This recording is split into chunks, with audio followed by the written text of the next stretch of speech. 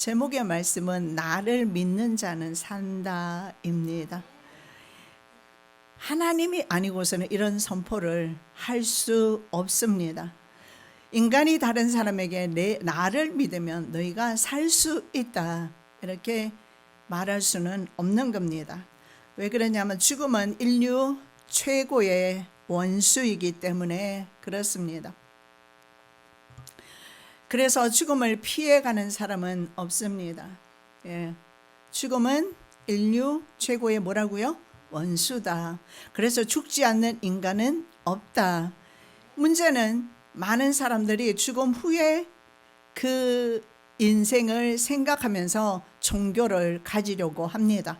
그래서 기독교 외에도 수많은 사람들은 종교를 가집니다. 왜 그럴까요? 죽음 후에 그 세상을 알 수 없으니까.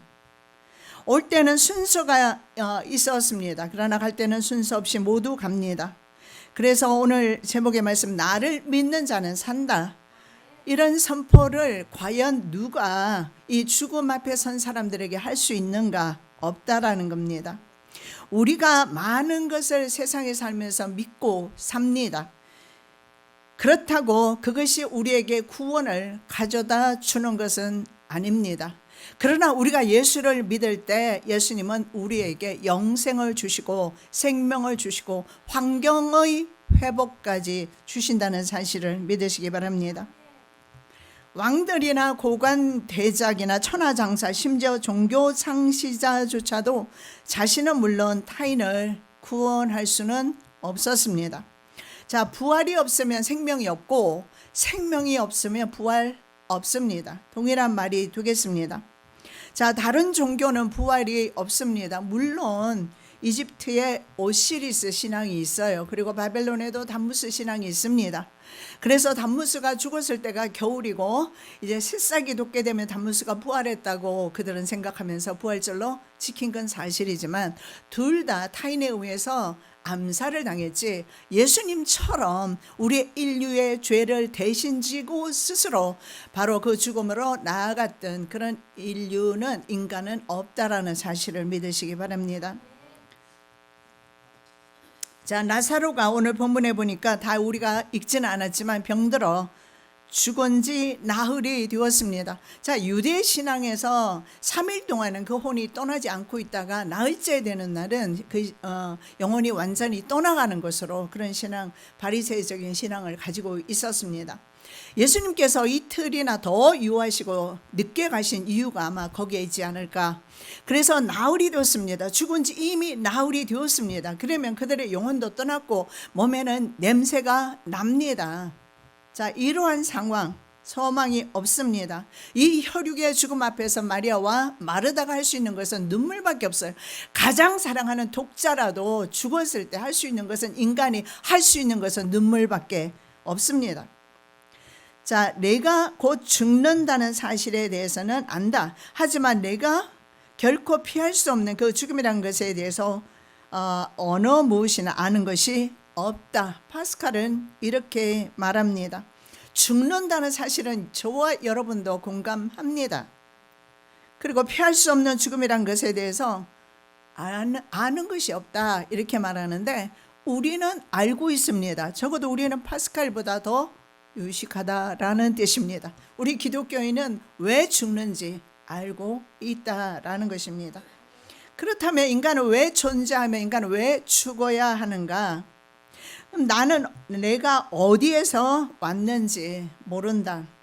예, 도스토예프스키는 이렇게 말합니다. 나는 내가 어디에서 왔는지 모른다. 나는 왜 내가 존재하는지, 내가 어떤 소용이 있는지도 모른다. 단 하나 확실한 것은 내가 곧 죽을 것이라는 사실이다. 그러나 내가 가장 모르고 있는 것은 바로 그 죽음이다. 이렇게 말합니다. 예, 그렇습니다. 어디에서 왔는지, 왜 존재하는지, 어디에 소용이 되는지, 가는 곳은 어딘지, 왜 죽어야 하는지 나는 모른다. 그 유명한 사람들도 이렇게 죽음에 대해서 모른다라고 말하고 있으며 죽음의 세계는 더더욱 모른다라고 말할 수밖에 없습니다. 자, 성경에는 왜 인간이 죽어야 하는가? 죄 때문이라고 분명히 규정하고 있습니다. 그렇다면 이 죄의 문제가 해결이 되면 어떤 일이 일어날까요? 부활을 경험하게 되고 생명을 가질 수가 있게 된다라는 것입니다. 자, 그렇다면 이 죄의 문제를 해결하는 것은 스스로는 안 된다라는 것입니다. KBS 유튜브에 보면 중국 차마고도 6부작 시나리오 다큐멘터리가 있습니다. 이 차마고도 2100km를 거리를 순례하는 그 장족 사람 영상이 그곳에 포함되어 있습니다. 자, 그들의 목적지는 바로 라사라는 곳입니다. 186일 만에 영혼의 사원으로 불려지는 족항 사원에 도달하게 돼요. 자, 그곳에는 은둔 수행자들의 수행터인 바로 라사 침프 계곡이라는 곳도 있습니다. 이곳에서 많은 사람들이 모여 있는데 죽음 이후의 삶을 위해서 그곳에서 죽음을 기다리며 다음 생을 준비하고 있는 모습을 보게 됩니다. 어떻게 보면 인간은 이렇게 죽음을 향해서 가고 있다라는 사실을 인정해야 될 것입니다. 왜냐하면 우리의 하루는요, 우리는 생일을 맞이하면 축하하잖아요. 실제로는 생일을 맞이했다는 것은 1년을 더 살았다는 의미고 죽음으로 더 가까이 나아갔다라는 의미거든요. 자, 순례자들은요, 순례를 하는 그 길에 적어도 2100km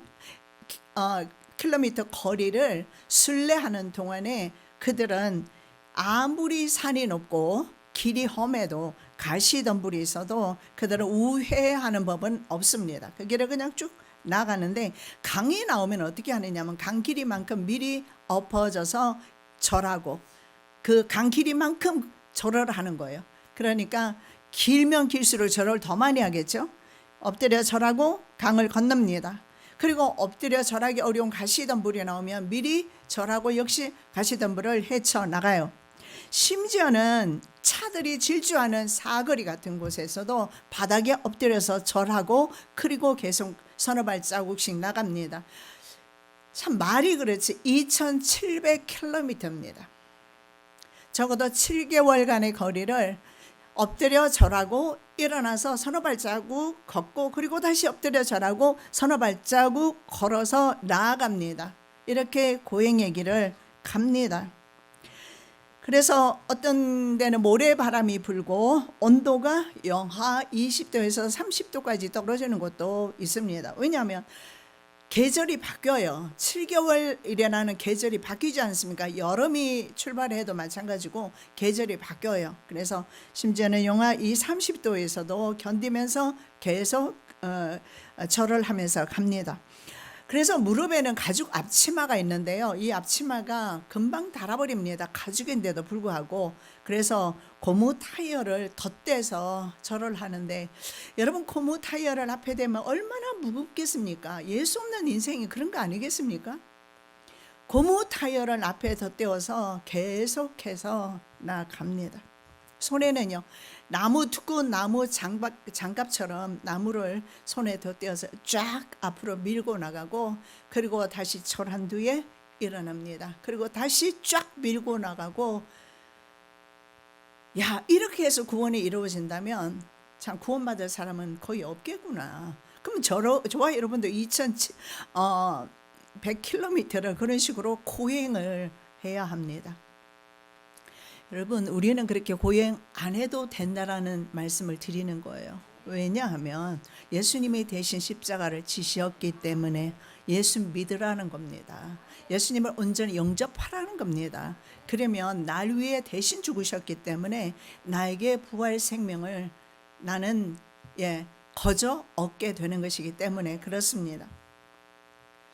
자, 이 최고의 고난의 장소가 있는데 이 차마고지라는 곳이 굉장히 높은 곳이에요. 그래서 고난의 장소 그 미라산이라고 있는데 거기에는 5013m나 돼요. 해발 굉장히 높은 곳입니다. 우리나라 이렇게 높은 산이 아마 없는 걸로 아는데요. 굉장히 백두산도 그렇게 높지는 않을 겁니다. 그렇게 높은 곳을 이들은 절대 멈추지 않고 걸어갑니다. 그렇게 절하며 갑니다. 단지 목적은 뭘까요? 영혼의 구원을 위해서.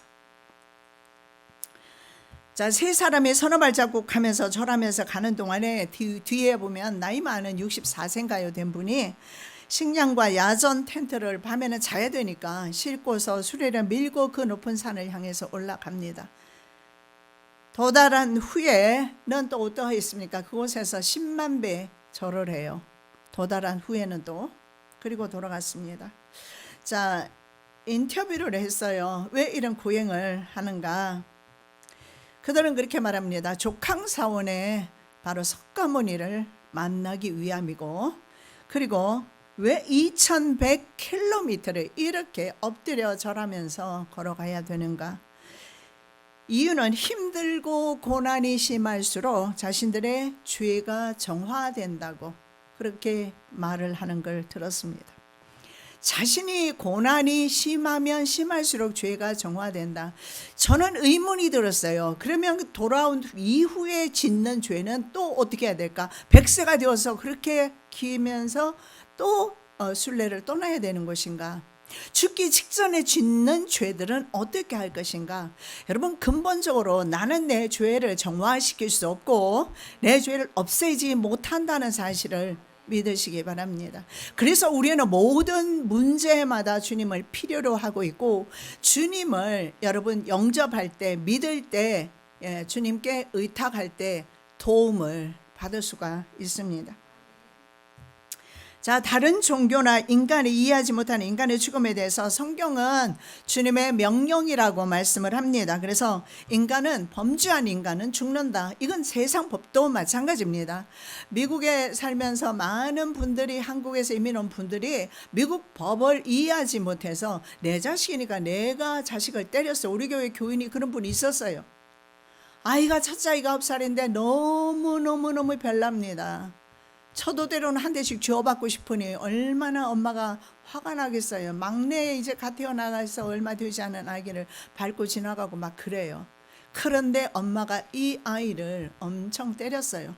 이 아이가 옆집 미국 할아버지한테 가서 자기가 엄마한테 맞았다고 미국 할아버지가 경찰을 불렀고 결국은 아이 셋을 다 뺏겼어요. 위탁가정으로 보내진 거예요. 그리고 이분은 다시 찾았는지는 모르겠지만 그때부터 이제는 재판을 받기 시작하는데, 재판이 하루 이틀 1년 2년 만에 끝나는 게 아니에요. 죄를 지었으면 벌을 받는 것이 이 땅에서 국가의 법이기도 합니다.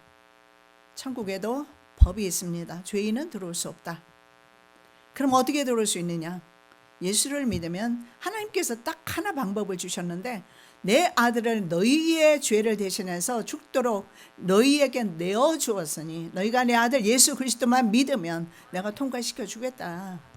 하나의 법만 제정해 놓고 계십니다. 그 법이 바로 예수 그리스도를 믿는 것이며 날 위해 돌아가신 그 십자가를 믿는 것이다 라는 겁니다. 이것이 바로 십자가의 효력입니다. 그래서 우리가 천국 갔을 때 우리는 여권이 따로 필요한 것이 아닙니다.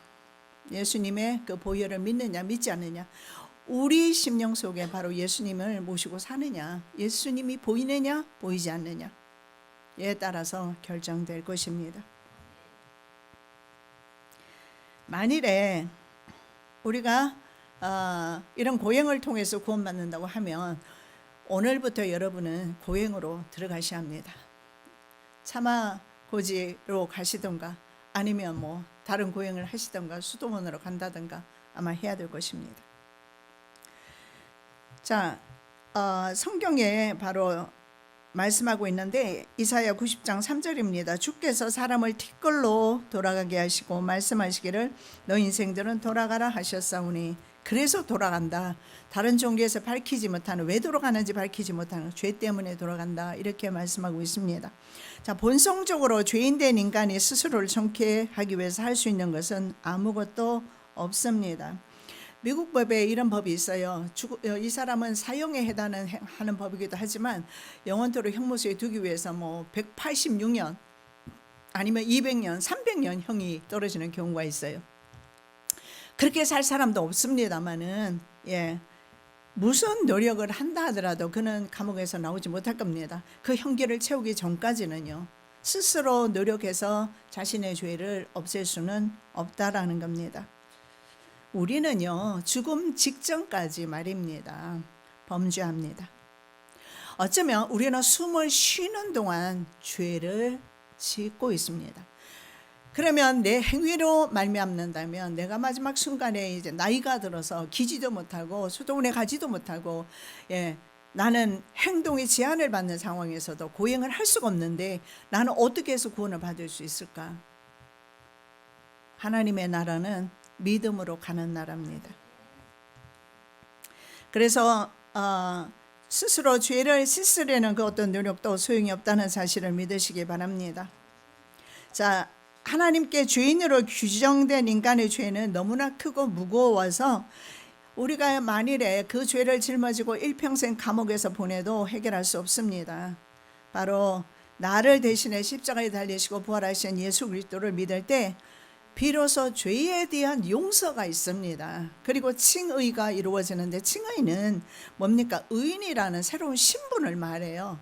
내가 예수의 사람이 되었다라는 그런 새로운 신분, 이제는 완전히 바뀐 겁니다. 세상 사람이 아닌 하나님의 사람으로 바뀐 것을 말합니다. 찬송가 343장에 보면 굉장히 오늘 내용과 흡사한 그런 아주 찬송 가사를 볼 수가 있는데, 울어도 못하네, 눈물 많이 흘려도 겁을 없게 못하고, 죽음의 그 겁을 없애지 못합니다. 죄도 씻지 못합니다. 울어도 못하네, 힘써도 못하네, 말과 뜻과 행실이 깨끗하고 착해도 다시 나게 중생할 수 없다라는 겁니다. 중생은 바로 의인된 것을 말하고 구원받은 것을 말합니다. 참아도 못하네, 할 수 없는 죄인이 흉한 죄에 빠져서 어찌하니 죽을까? 참아도 못하네, 참아도 안 된다. 믿으면 하겠네. 주 예수만 믿어서 그 은혜를 힘입고 오직 주께 나가면 영원 삶을 얻네. 십자가에 달려서 예수 고난 당하셨네. 보셨네, 나를 구원하시리 예수밖에 없네.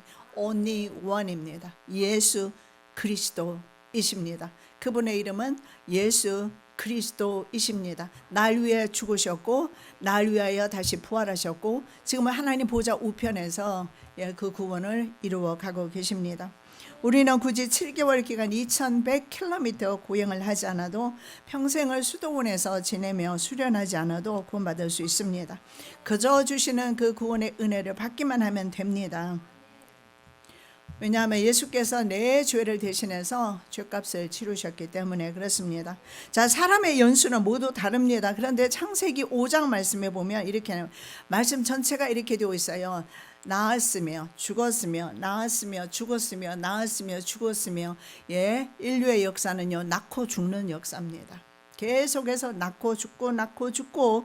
그래서 결국은 인류의 역사는 그렇구나, 낳기는 낳지만 결국은 죽음으로 끝나는 역사구나. 그런데 새로운 역사가 나타나기 시작합니다. 그래서 모세는요 60, 70에 다 가게 되지만 강건하면 80이다. 오늘날은 100세까지도 갈 수 있는 또 있겠습니다만, 그러나 죽는 것은 부인할 수가 없습니다. 자, 모세는 이렇게 말해요. 시편 90편에서 잠깐 자는 것 같다. 우리 인생을 밤에 한 경점, 한 시점 같으며 저희를 홍수처럼 쓸어가시고 아침에 돋았다가 저녁에는 뱀바되는 풀과 같다. 그래서 바로 인간의 역사는 바로 죽음의 역사이다라는 사실을 알 수가 있습니다. 이렇게 짧은 인생, 아침에 피었다가 저녁에 지는 풀과 같은 인생 살아가는데, 우리 너무 바둥거리면서 살지 마시고 영원히 사는 그 하나님 나라를 더 많이 묵상하시면서 가는 것이 지혜롭지 않겠습니까? 여기는 짧은 인생이지만 거기는 영원한 우리가 삶을 살 수 있기 때문에 그렇습니다. 제가 사역 중에 타지에서 시신으로 살해되어서 돌아온 그 외동아들의 어머니를 한번 기도해 준 적이 있습니다. 과부의 외동아들입니다. 소망이 오직 그 아들밖에 없을 겁니다.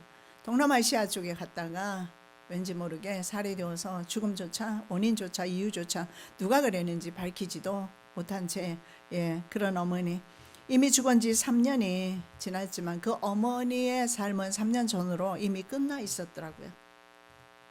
숨은 쉬고 있지만 실은 그 죽어 있는 모습을 발견을 합니다. 자, 어떤 위로도 그 고통을 없앨 수 없다는 사실을 압니다. 왜냐하면 그분은요, 다니는 교회 목사님들에게조차 자신의 아들이 죽었다는 사실을 말하지 않았어요.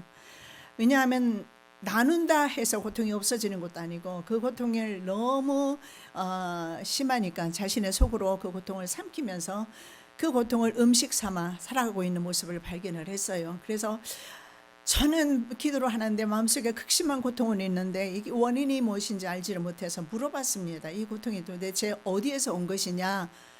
그때서야 이분이 울음을 터뜨리면서 울면서 얘기를 하는 거예요. 3년 전에 내 아들이 그렇게 죽었다라고. 아마 그 어머니의 그 고통은 자신의 죽음이 끝나야 오게 될 것입니다. 여러분, 이것이 바로 우리의 인생입니다. 예수 없으면 가장 불쌍한 것이 저는 사람 인생이 아닐까. 동물은 죽으면 영혼이 없어서 그냥 흙으로 돌아가면 그만이지만 우리의 영혼은 어디로 갈 것인가. 우리 인간을 영물이라고 합니다. 영혼이 있다는 거 부인하는 사람은 아무도 없습니다.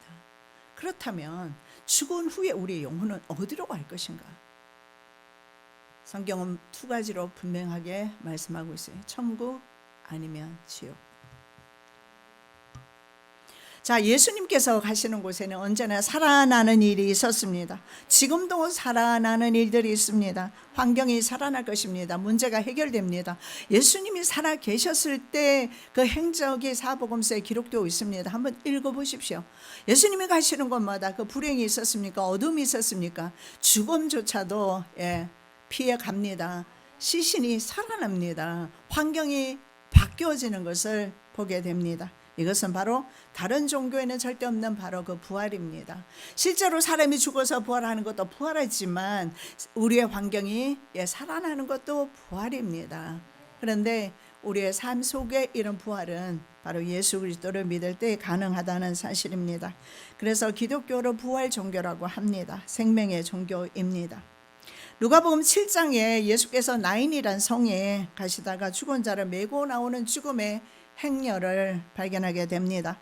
이 역시 과부의 외동아들이었는데 죽어버린 겁니다. 그런데요, 할 수 있다면 이 어머니는 자신의 생명을 대신 주더라도 이 아들을 살리고 싶었겠으나 막을 길이 없어요. 오는 죽음을 막을 천하장사는 없는 법입니다.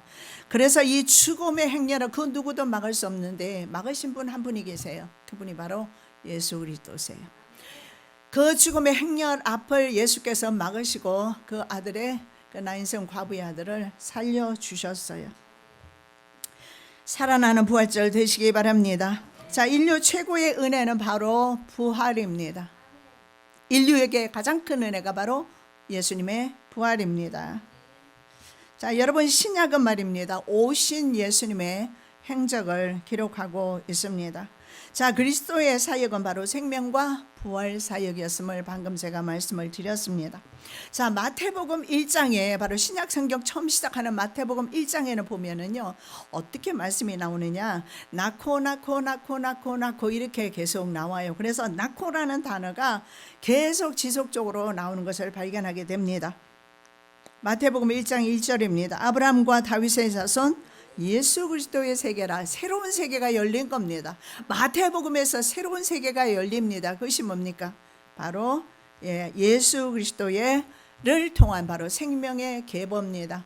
원래 인류의 역사는 바로 죽음의 계보를 따라가고 있었다면 이제 신약시대의 예수 그리스도를 통해서 이제는 생명의 계보를 따라가고 있고, 예수 그리스도를 믿기만 하면 여러분의 자녀도 여러분의 형제도 누구든지 생명을 얻게 될 것이며 영원한 나라에서 함께 살게 될 것입니다.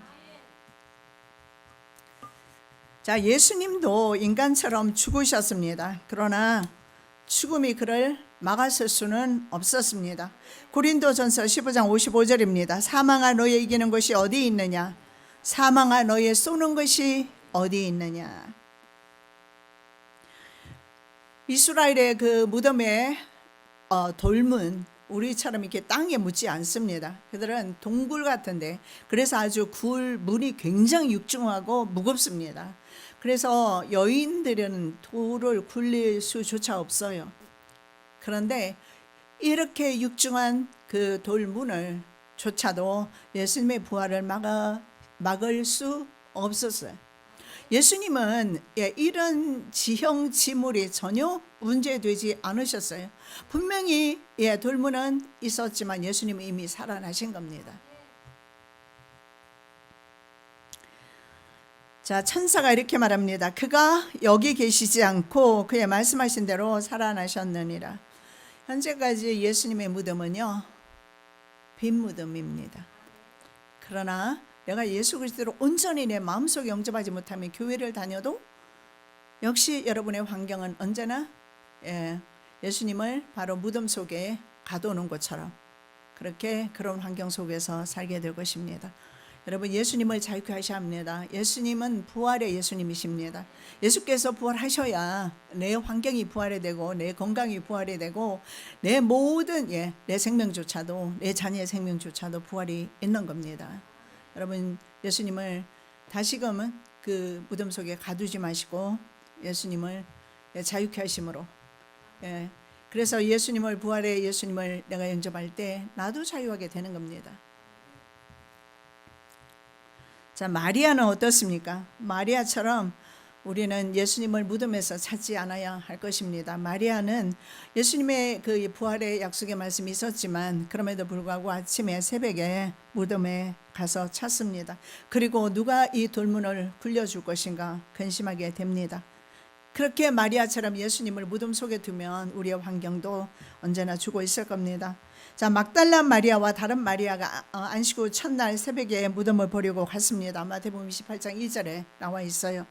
천사가 이렇게 말합니다. 그가 여기 계시지 않다. 그가 지금 어디 계실까요? 하나님과 함께하고 계십니다.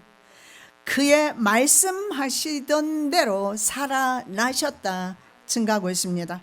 와서 그 누우셨던 것을 보라. 기독교는 체험의 종교입니다. 부활의 예수님을 경험해야 더 이상 예수님을 무덤 속에 가둬놓지 않을 것입니다. 죽음은 죄인에게 오는 최대의 형벌이라 했습니다. 예수님은 대속적인 죽음을 죽으셨어요. 그래서 사망은 무지한 예수 그리스도를 영원한 사망으로 가둬둘 수 없었다는 사실을 믿으시기 바랍니다. 자, 세 번째, 인생에게 열린 살 길입니다. 파스칼은 이렇게 말합니다. 우리가 직면한 가장 중요한 문제는 죽음 뒤에 우리의 삶이 어떻게 되는가 하는 것이다. 이 유명한 분들도 전부 죽음에 대해서 염려하고 두려워하고 있습니다. 죽음 뒤에 영원한 삶이 있다고 믿으라. 파스칼은 믿습니다. 그래야 참된 삶을 살 것이다. 그러므로 우리들은 우리의 인생은 영원하다는 것을 발견하여 영원한 것에 전력을 다해야 한다. 그러나 많은 사람들은 이와 반대로 행동한다. 영혼에 대해서 더 초점을 맞춰야 되지만 우리는 우선에 목구멍이 포도청이라 우선에 사는 문제에 너무 집중하는 것 같습니다.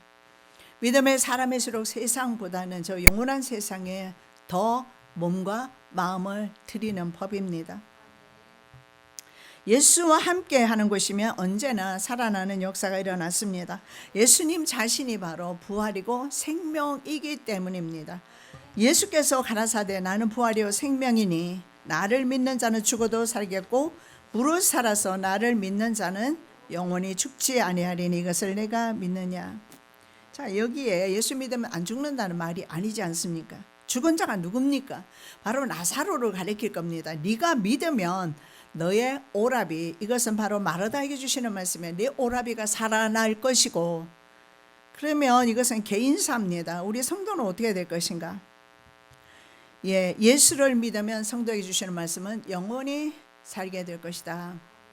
그렇다면 이 죽음이라는 것은 어떻게 보면 한 어두운 터널에 불과합니다. 이 어두운 터널을 지나가면 영생이 있는 겁니다. 잠깐의 어두운 터널에 불과합니다. 왜냐하면 모든 인류는 죄를 지었기 때문에, 짓고 있기 때문에 죽음이라는 것을 맞이할 수 없는 것이 하나님께서 우리에게 주신 법입니다.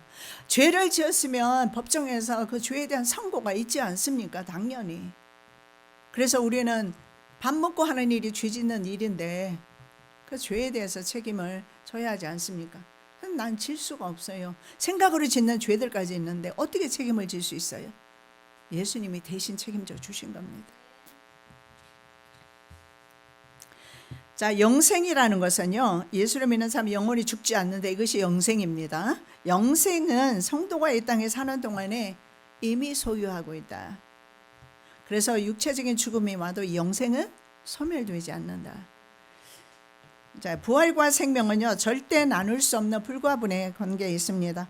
생명을 조회라고 하는데 목숨이라는 푸시케라는 단어가 좀 틀려요. 그래서 목숨은 푸시케라고 사용하는데 이 조회라는 것은 영원한 생명을 가리켜요. 그래서 목숨과 이 생명이 좀 다르다는 사실을 알 수가 있는데, 이 조회는 방금 제가 말씀드린 대로 바로 예수 그리스도께서 바로 조회, 생명이시다.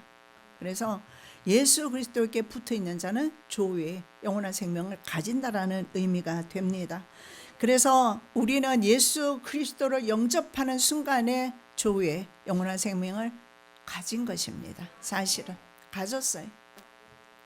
근데 내 모습에서 전혀 그런 모습이 보이지 않은 것 같아요. 이런 의문이 들 수 있어도 모릅니다. 우리가 마지막 순간에 믿음 좋았던 분들도 예수를 부인하는 사람이 있는가 하면 별로 신앙이 없어 보였던 사람인데도 마지막 순간에 예수를 끝까지 부인하지 아니하고 한 강도를 보십시오. 그는 예수 믿기 위해서 한 것이 아무것도 없습니다. 참하고도처럼 그렇게 고행을 한 적도 없습니다. 아무것도 한 게 없어요. 그런데 뭘 했습니까? 예수를, 같이 십자가에 달린 예수를, 십자가에 3명이 달렸어요.